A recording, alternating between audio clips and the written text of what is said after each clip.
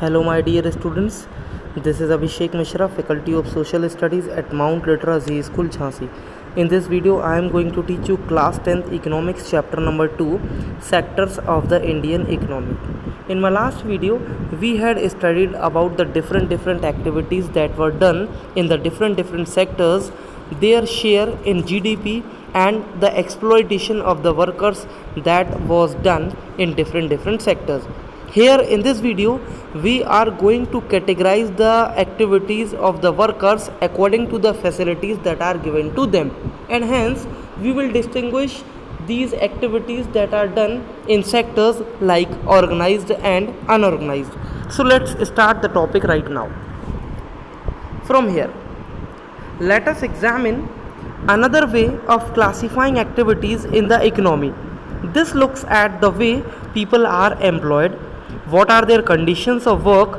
Are there any rules and regulations that are followed as regards their employment? Organized because it has some formal processes and procedures.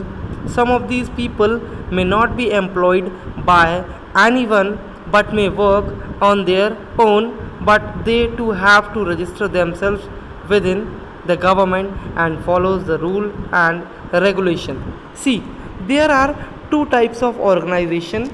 First comes under the category of organized sector, and second are unorganized sector.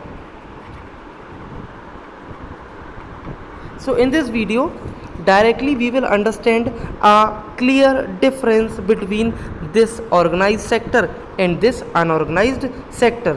The workers, those who work in the sector where some formal processes and procedures are carried, this sector is called as organized sector.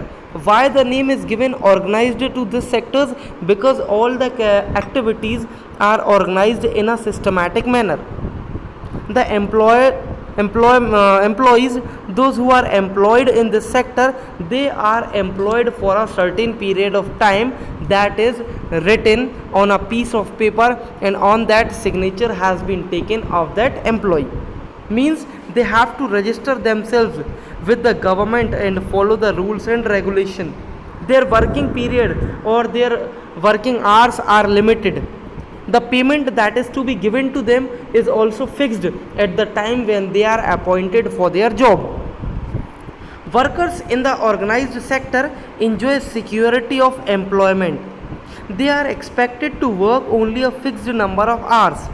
If they work more, they have to be paid overtime by the employer.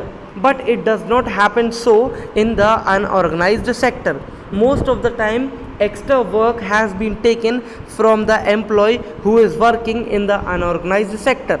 But the people, those who are working in organized sector, if they are working more than their limited hours, then some extra payment will be given to them. They also get several other benefits from the employers. Now, what are these benefits? They get paid leave, payment during holidays, provident fund, gratuity, etc. So the people, those who are working in organized sector, there is a weekly holiday given to them, and some extra holidays called as your festive holidays also given to them. If female is working in an organized sector, maternity leave is given to her. Payment is also given to them for the days on which a special holiday or a gazetted holiday is there. There is a benefit or the facility of a provident fund also. Pensions are also given to them. So they are supposed to get medical benefits. Under the laws, the factory manager has to ensure facilities like drinking water and a safe working environment. There is no exploitation among the workers, those who are working organized sector. So here you can summarize all the basic facilities that are given to the people, those who are working in organized sector. Means conditions are very favorable to the people, those who are working in organized sectors. Now, coming to the activities that are coming under the category of unorganized sector. So here we will take an example of a person that is known as Kamal. So Kamal works in the unorganized sector. The unorganized sector is characterized by small and scattered units which are largely outside the control of the government. There are rules and regulations, but these are not followed. Jobs here are low paid and often not regular.